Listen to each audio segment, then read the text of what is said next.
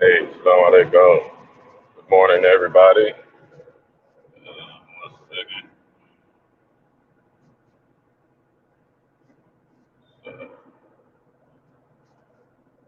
Okay. Hey, good morning, everybody. Got some things on my mind. Some of my excuse me. First and foremost, Bismillahirrahmanirrahim. Alhamdulillah, wassalatu wassalamu ala rasulillah wa ala alihi wa sahbihi ajma'in.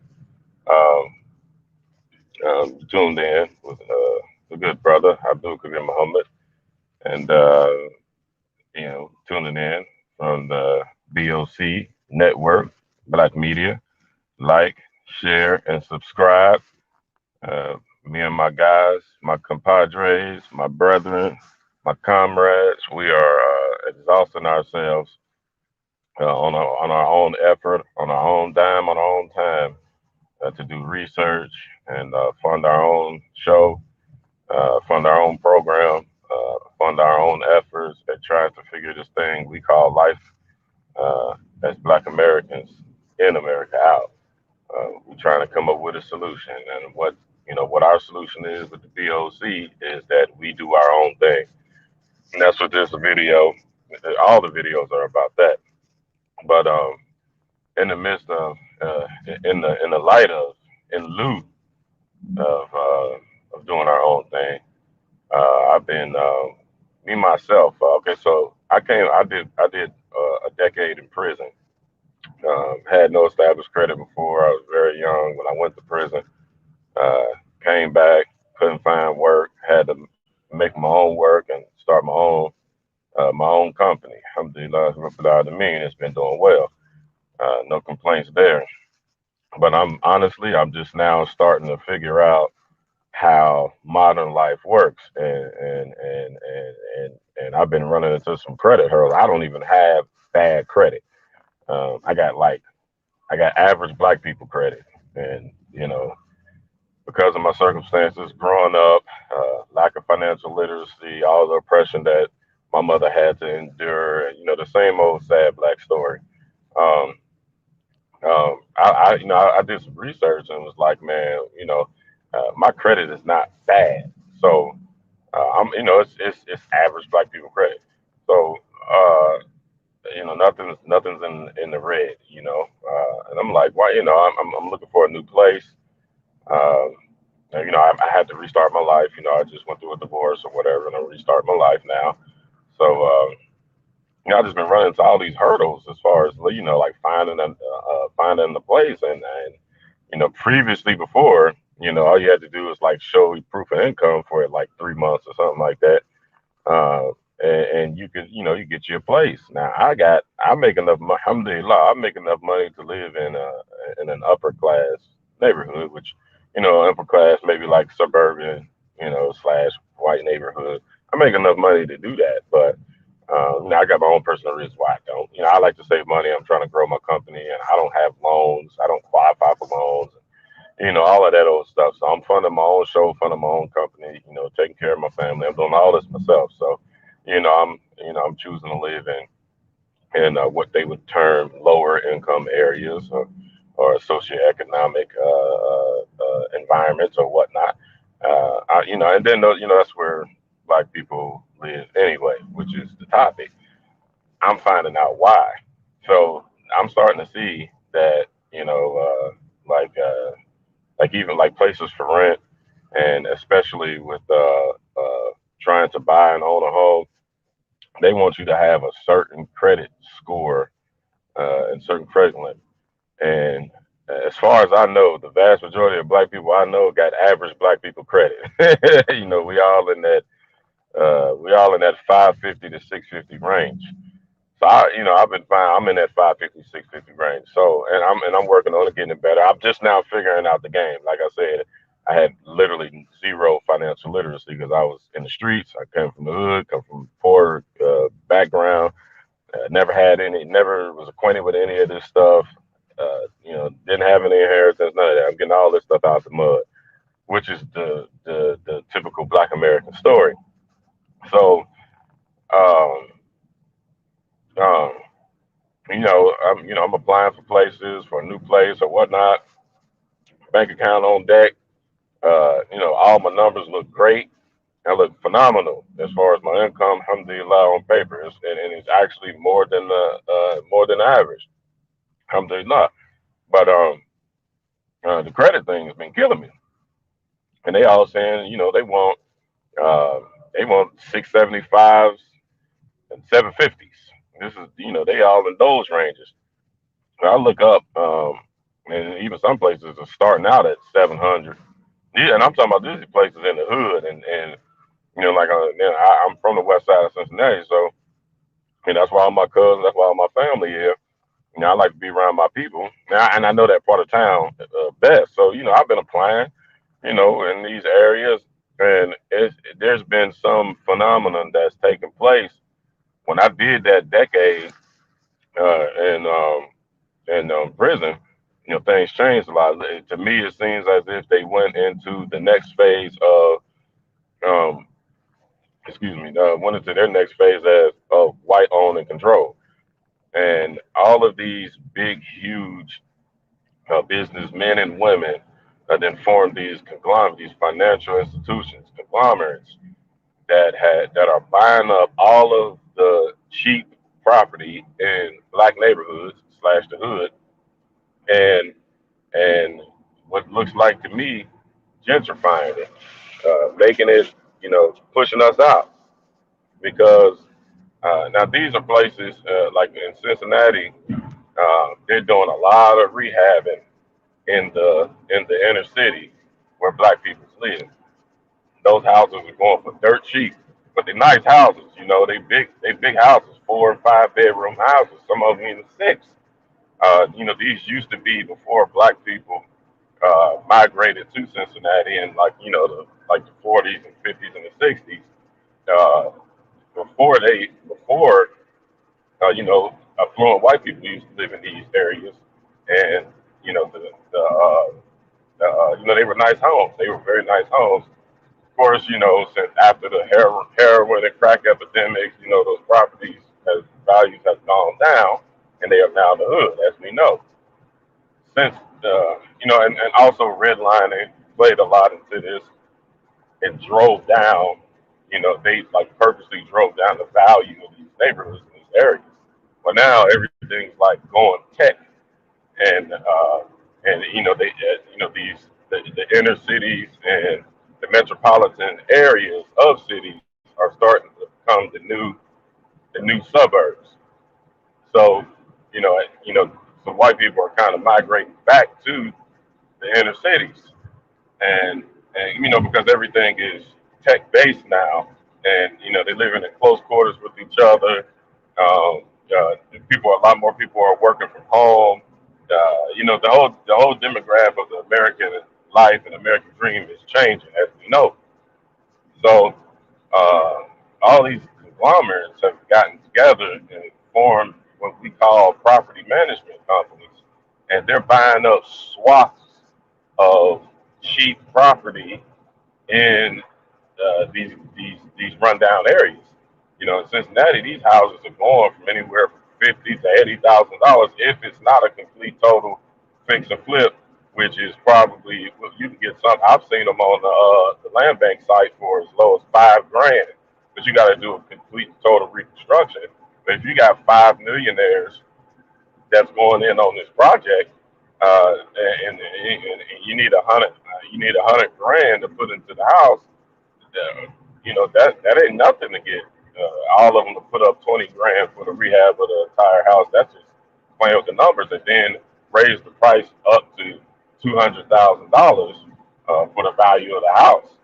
Um, and a lot of them, these property management places and investment groups or whatnot, they buying up all these houses, they buy them for 50 grand, put some bare minimum cosmetics on the house, and they buying up 20 or 30 of them at a time, and then rent them out to you. So the mortgage rate on these types of houses would be probably about $600.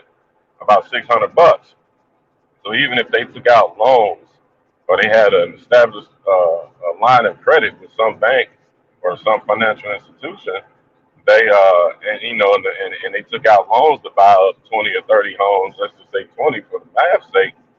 Uh, and say they got 20 homes, and the mortgage on them is all $500 or $600, and then they rent them out. They're raising up the rental prices and making them, $1,200. They're making a $600 profit per one. That's like 12 grand just off of those 12 grand profit just off those 20 homes. And mind you, they have hundreds of homes in their portfolios. But my point is, um, as far as the credit, um, they they're starting out at 675, 700, and I did the math. I looked at the research on the demographics of average credit scores, and average black people don't have 675, 700 credit minimum. We don't. We have below that, and with this amount of data being available, like readily available, like even on Google and Safari, you can just put in, what are the average demographics of credit scores, and you're gonna see that once again, black people lag. We lag behind. We're at the bottom, and that's not because of us. It's not because we're inadequate. We're deficient intellectually. It's none of that. Your credit score is directly correlated to your income, and black people lag behind and are at the lowest of the totem pole of income, and we know why that is because of slavery. So since this is why reparations, this is why I can't support any um, any political party or candidate unless they start the conversation with reparations. So they want us to bootstrap. They want us to work hard. They want you to fund your own show out of your own pocket and make your credit score better. And you got to work hard. You got to take out all these loans and all of this with us not having any collateral. We don't make that much on our job in comparison to our quote unquote counterparts, our rivals, white people. We don't match up evenly. We don't match up evenly with them. So uh, when I come and I make, for example, 30,000, $40,000, which is the average income, the median income household for a black family, and for a white family, the average median income is $75,000. Who do you think the bank is going to give the loan to? Who you think the bank, for houses or any type of economic cushion, financial cushion, who you think they're going to prefer? Somebody that makes $35,000 or somebody that makes $75,000? And then on top of that, since we can't qualify for that, they call that being underbanked. Since we're underbanked, and now we have these predatory institutions, payday loans, checking the cash, all these little checking cash in places that will provide you a loan at 50% interest rate. We don't, our financial literacy is not advanced enough for us to even understand what 50% interest rate is. They just say, hey, yeah, I'll give you 5 grand. And we're like, oh, they're going to qualify me for the 5 grand. We're not even paying attention to the APR. And it's 50, 40, 50, 45, 40, 39, 35. These are out of control interest rates. So our interest rates are higher whenever we do qualify for money. Somebody that's in that 550 to 650 range, which is not bad. It's non-competitive, which is bad, but it's not bad.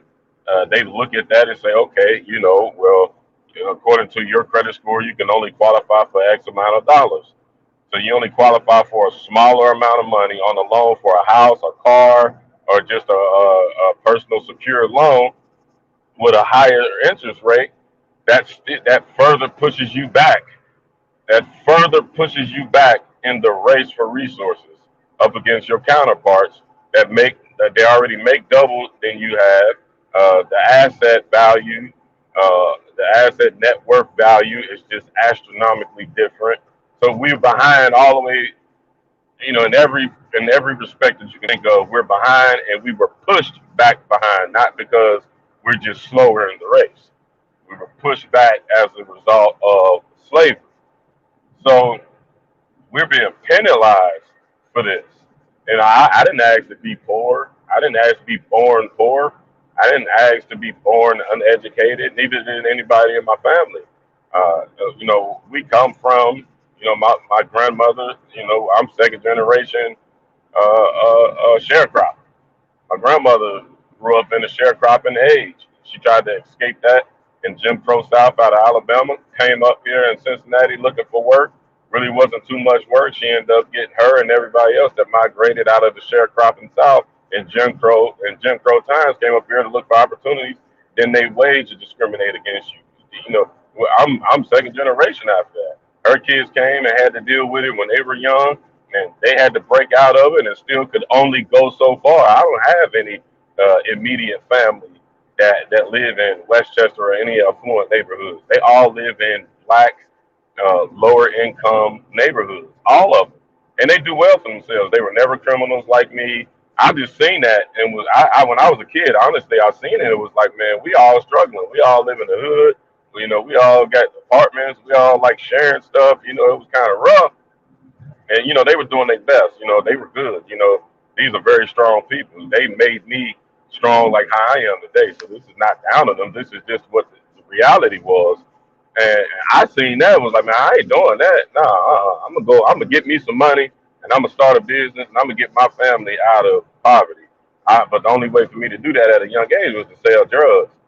So this is my heritage. This is our heritage. This is where it comes from. We were born this way. We were put in these situations. We didn't do this to ourselves. So fast forwarding, if if you have all these financial institutions and property management places saying you need a 700 credit score, and you come from a financially disadvantaged socioeconomic demographic, which vast majority of black people do, then that means that you're going to be confined to a lower socioeconomic demographic. Because number one, you don't have the finances, you don't have the resources, assets, you don't have access to, we don't have access to the resources for that can get us the finances, and the finances that can get us the credit in that order. We don't have resources to them. So we have to get it out the mud. We have to work low wage labor jobs, low paying office jobs. You have to be the secretary as opposed to owning the office. You have to be the nurse as opposed to being the doctor. You have to be the stenographer as opposed to being the lawyer. This is the life of black Americans.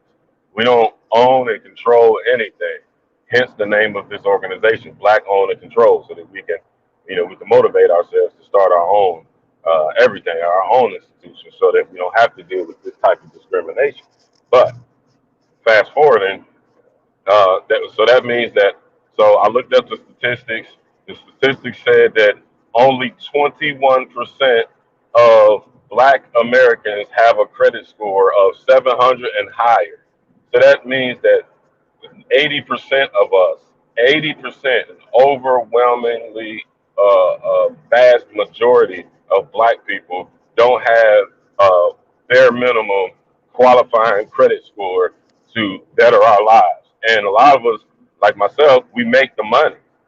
Make the money. I can apply at some places that's 1,500, 2 grand a month. I can afford to pay that.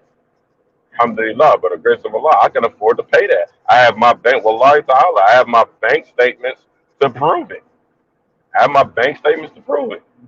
Even qualifying for a house, they want your credit score to be so high, which means that, and then you can only qualify to be loaned a certain amount, which means that you're going to be confined to a lower socioeconomic demographic. So the thing is, who's making these rules? Who's behind the scenes at TransUnion and Equifax and FICO? Who are these people that are making these unfair judgments?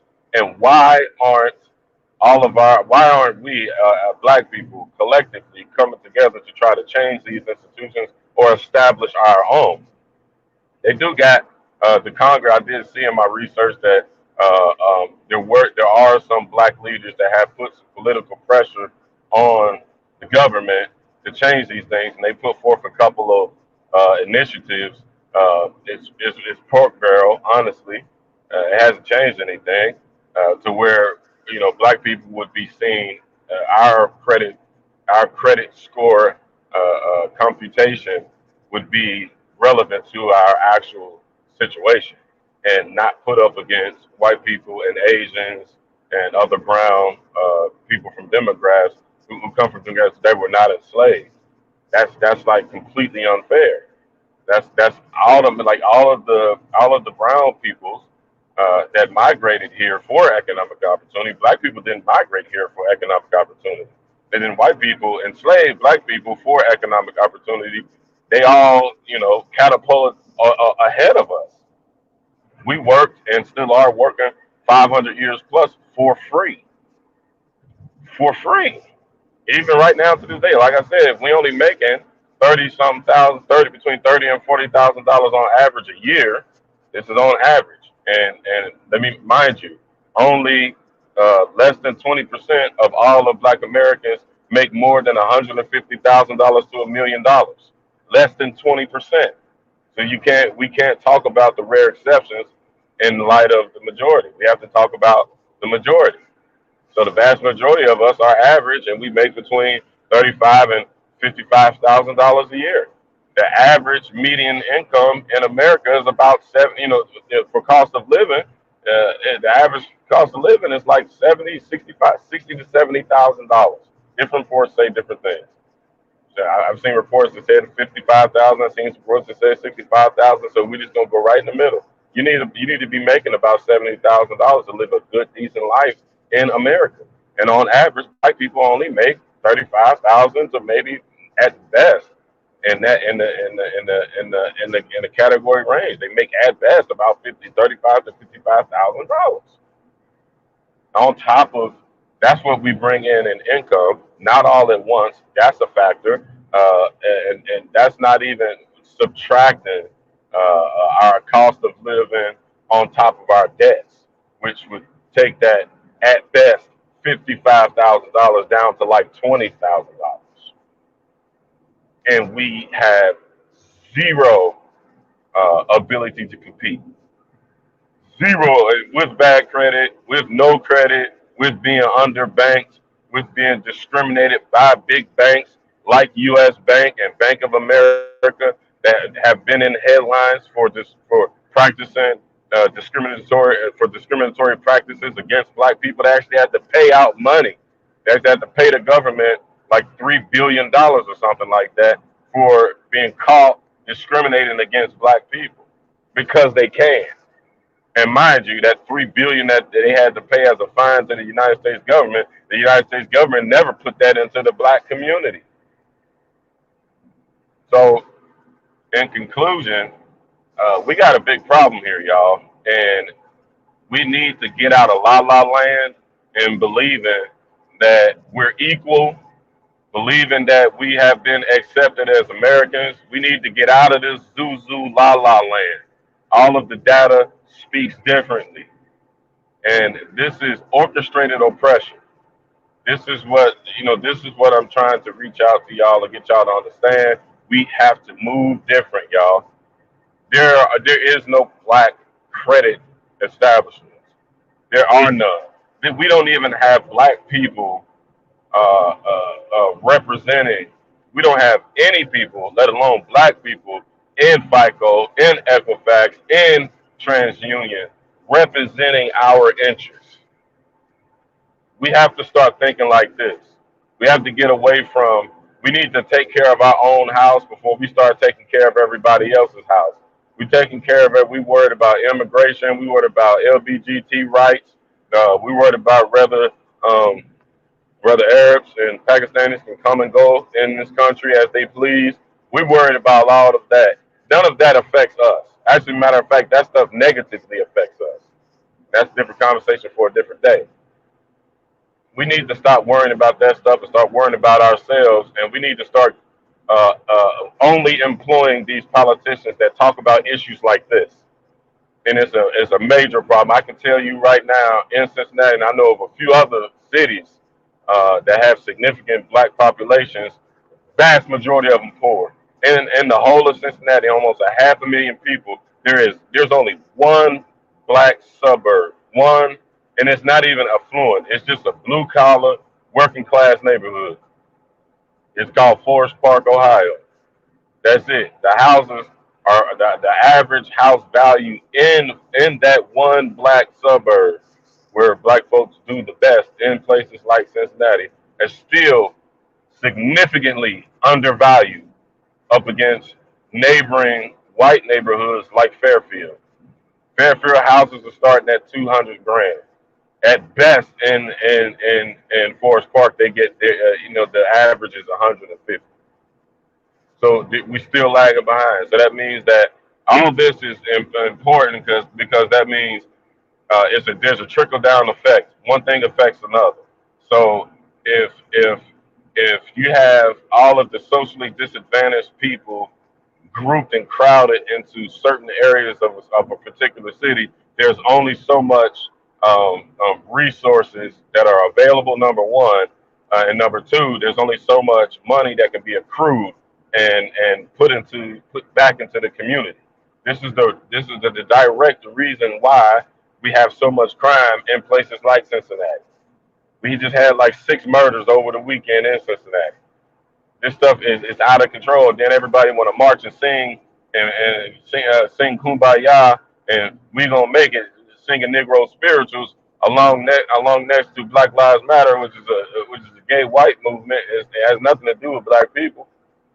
We want to sing or dance and march when a cop kills a black when a white cop kills a black kid, or we outraged when a murder happens, or we sad when a big dope boy in the neighborhood or in the city goes down because he was taking care of so many people and he was such a good person.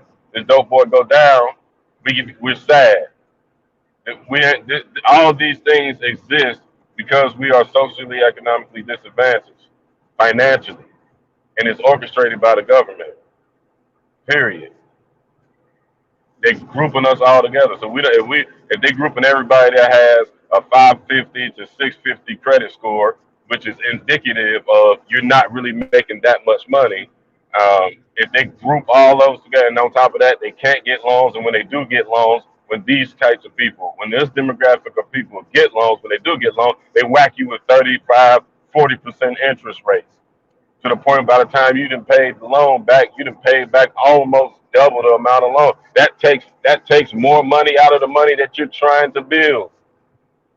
Group all those kinds of people together, we don't have much money that's going into the taxes, so we don't have much money that belongs to that area or to that city, like Hamilton County. We don't have that much money going into that, so that we can come up with social programs that will combat drugs and drug violence and so forth.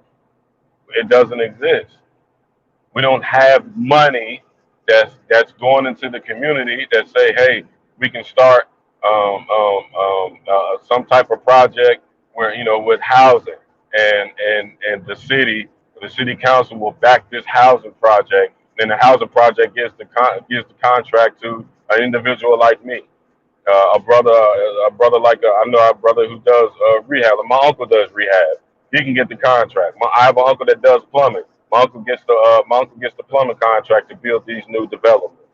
And then when they're done doing all of their building, I come and do the landscaping, and then we all maintain it. This is how you build wealth in a particular location.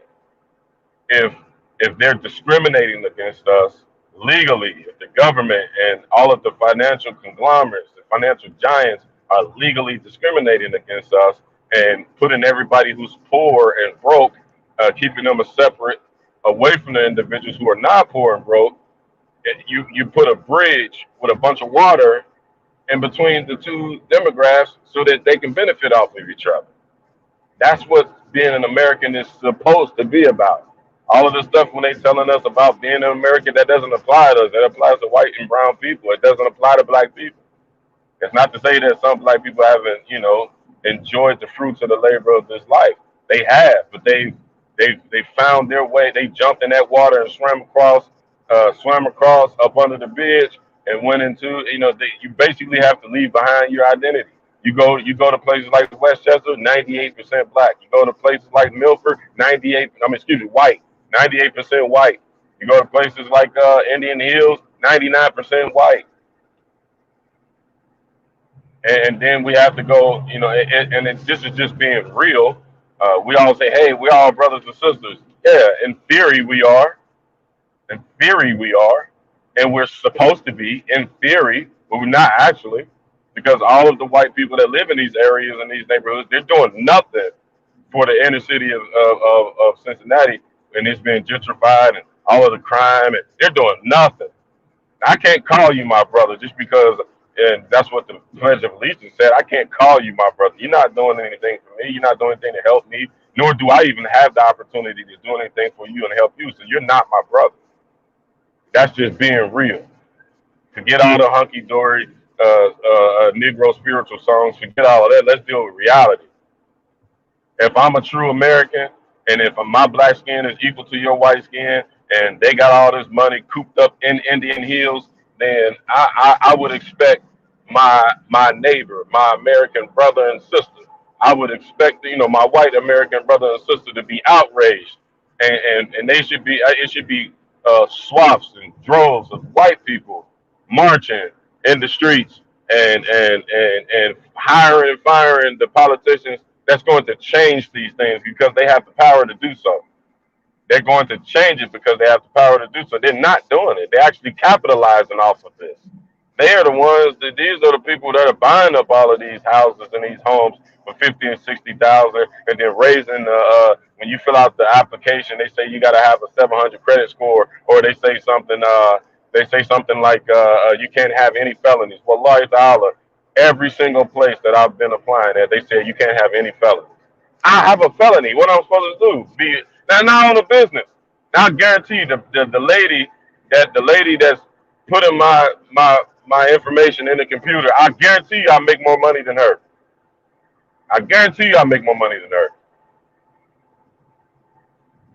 But so I have a felony, automatically disqualified, and they're gonna take my little $50 for the application fee. This is discrimination. This is legal discrimination. We need to wake up. So in closing, we need black folks. We can't sit around and wait for rich white people to care about us. We need to do our own thing. We need to move different. We need to take all this energy that we put into challenges on TikTok. We need to redirect that energy and put it into finding financial institutions like banks and establishing financial conglomerates where black people are buying up the homes and providing homes for our people, for black people, so that we don't have to deal with these situations. We have to come up with our own. This is why I named the organization Black Owned and Controlled. Just because you go and you can make $50,000 or $60,000 a year, you have not made it. You have not made it because white people own and control 98% of the wealth and resources in this country. We don't own any of it. We own 1.5% of the resources. So you're not free because you're allowed to go to a plantation and fill out an application, and they say, okay, we value you at $40,000 a year, which is almost half below the median value of a laborer. We need to we need our own land, we need our own community, we need our own everything, our own financial institutions, our own banks, we need our own government so that we can give ourselves justice and stop marching in the streets because it does nothing. Stop hooping and hollering on YouTube and all this stuff. And forget all of that. We need to combine together and practice what is termed group economics. Black people, we need to do group economics. This is senseless. This is senseless. It really is senseless, and it's very, very, very frustrating. It's very frustrating. That I slash we are confined to our oppression. That's what this is. The 80% of black people having less than a 675 credit score is a caste system. Us being judged on that, us being judged up against white people who are the descendants of slave owners who took advantage of black people in this country to the dollar amount of about $50 trillion during slavery. In almost 300 year time period, they said the scholars say the slave owners made about $50 trillion. So we're being judged equally up against people who didn't play the game fairly or equally. That doesn't make sense. That's the equivalent of saying we're gonna play football. I got 4 players and you have 20 players, and you expect me to win. This is absurd. So can we tone down on the TikTok challenges, and can we join Black Owner Control, or maybe you start your own movement? Maybe your ideas are better than mine, and I'll join your institution. We'll come together, whatever the case may be, whatever we have to do. Like my brother Imam Bilal Jimmy Strauss says, as long as it gets done, black people. We not like ADOS. We don't say we are the only people who have ever done anything for black people, and we are the only people who have made progression for black people. We're the only people who invented the conversation of reparation. I don't care if ADOS get it, Dr. Boyce Watkins, Dr. Claude Anderson, Umar Johnson. I don't care which one of y'all delivers the death blow, as long as it gets done. But in the meantime, in between time, while we infighting, we are all suffering. 80% of black Americans have a credit score of 675 or lower. And all of these financial institutions are saying they're starting now to even to run your credit history to apply for a job. They're running credit history to apply for jobs. And if they for whatever reason they say, oh, you have to have a 700 or a 725.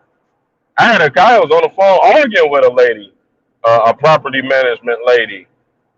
They said nothing will lie. They said nothing about my income. They said nothing about my income. Everything was what was in my felon, what was in my jacket. One institution, and I'm gonna put them out there, is called B&B Rents. B&B Rents, and looked at a misdemeanor weed possession that I had. A misdemeanor weed possession, and weed is not even illegal in Cincinnati. And they say, oh yeah, you had a misdemeanor weed possession. Yeah, we can't qualify you. What? Y'all don't want this money? Y'all don't want this money. Another place said, oh, he has a felony. My felony is over 15 years ago. Not to mention, I've been successfully running a business for the last 4 years. This is absurd. But these are the ramifications of not owning and controlling your own destiny. My black life is not valued in white eyes. It just isn't. Sorry, I apologize for anybody's feelings that I hurt, whoever I might offend, and say that America is the greatest country on the planet. If you can't succeed in America, then it's your fault. I apologize to y'all. No offense. I'm sorry. This is the other America that you don't know about. This is the other America that you don't know about. I'm almost to my destination. I have to go. I had to I want to do a more detailed video on this, but I had to. This is like a volcano. It was bubbling up inside of me, and I had to let that out. So that's a prep talk. That's a pep talk for this station. I'm gonna do an actual treatise on this, and do a screen share, break down all of these numbers. And I do these videos to hopefully inspire y'all, inspire my black brothers and sisters. Let's create our own everything. Mind you, my great idea, my contribution is mass migration to Atlanta, Georgia. We overpopulate that. That area is already overpopulated by black people. Number one, 65%, all black people. I'm gonna add to it. I believe we should all mass migrate as many people as possible to the metro Atlanta area, where they already have 65% black people, where you already got black people that own property management companies, that are heads of HOAs. I know some of them that own and control the show. We go join the team. We go join the team. Don't reinvent the wheel. Let's go and join the team and let's recreate Black Wall Street where we have our own black banks, where we have our own black credit institutions, where we have our own everything, our own land, our own politics, where we don't have to go and beg white people to stop shooting us in the middle of the street. We don't have to go and beg white people to stop putting drugs in our community because we will be the cop. We will be the police chief. We will be the district attorney. We will be the prosecutors. We will be the judge. Brother just shared a link with me. Imam Bilal Stroud just shared a link with me that I think is Clayton County in Atlanta, Georgia. Clayton County has all black judges. Unheard of. Unheard of. Unheard of. This is why I say, hey, join BOC movement. Come down. We making our migration after this is my last season here in Cincinnati. When the season goes, I'm out. Inshallah ta'ala. I'm out. I'm going down here with black judges and I'm gonna take my chances with my people. We have to do our own thing, y'all. Come on now. Clayton County has all black judges.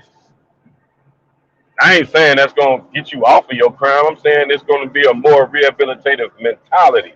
The sister Keisha Bottoms, I know a couple of people that know the mayor of Atlanta, Keisha Bottoms. She from the hood. She from the east. She from where Gucci Man from. Like like they say, you can take a brother or a sister out the hood, but you can't take the hood out of a brother or a sister. You know that? So even though she's the mayor, she got rappers calling her name. She got rappers that come from Atlanta that went to school with her and know her, calling her name. Come on now, this is like excellence, man. That'll never happen in Cincinnati. That'll never happen in Cincinnati. So when Keisha Barnes was doing her thing, or when these black judges are doing their thing because they are black owned and controlled, when they doing their thing, they remember how crazy little Sean was in grade school. So Sean liked her. Sean might have wanted to be her boyfriend, but she had good grades. Sean was bad, but she knows Sean. And when Sean come in front of her in the court, there's some mercy there because she knows Sean's story. She ain't looking at Sean as a terrorist or a threat to all of the society, and we must put you away for life. She know that there was a reason why Sean was crazy because she seen it, she was around it, she grew up with it. Sean is her people. That's not the case where we have all these white judges, white prosecutors, white district attorneys that live in Westchester and then they drive down to the middle of the ghetto in downtown Cincinnati and judge you. They got a perfect life. They come from a perfect life. They got money. They come from money. They can't understand why somebody would sell drugs. They can't understand why somebody would rob somebody. They can't understand why somebody would shoot somebody out of what frustrations are boiling inside of these individuals what made them do that. They can't understand it because they come from a place where we don't come from. They come from another America. There's two different Americas, black people. We need to wake up and see that, man. Stop being asleep. Like I keep saying, cut the TikTok challenges. Give me the TikTok challenge and who's going to be the next black political establishment. Who's going to be the next black judge? Who's going to put together the next dream team of black judges TikTok challenge? Do me that one. Do me that one. I ain't interested in y'all's butts. I ain't interested in it. I ain't interested in the twerking and the dancing and how long you can throw a basketball, how long you can throw. Do the TikTok challenge of we're gonna put our money together and buy an NBA and buy the Chicago Bulls. I want to see that challenge. Not how many times LeBron James and dunked on somebody. And mind you, LeBron James is the only billionaire in the NBA. So don't go and tell me, oh, well, you could be just like LeBron James. Well, how come the people who are next to LeBron James in his particular field, how come none of them are billionaires or making the money that he's making? If it's like that, another conversation for another day. But I'm out of here, signing out from Black Owned and Control. This is Abdul Kabir Muhammad. I love y'all all for the sake of Allah. If I offended anybody, I'm sorry. I'm just being real. Everybody say they real. Everybody say they respect the truth and whatever. Then, hey, it is what it is. This is what we dealing with. This is what we playing with. We are not yet done with slavery. It's a stinking conversation. Yeah, and I apologize. Whatever. It's a stinking conversation, but I'm doing these efforts. For, like I said, I shared my personal story, and I'm dealing with these challenges, and I know everybody that I know are dealing with these same challenges. And this is why these are what my efforts are behind. It's not racism. So Muslim brothers, y'all can cut it. Y'all can cut the Asabiya talk and all of that. It's not none of that. This is standing up for rights. This is standing up for justice. What the Prophet Muhammad SAW preached that we must do. All Muslims must do. I'm gone. I love you for the sake of Allah.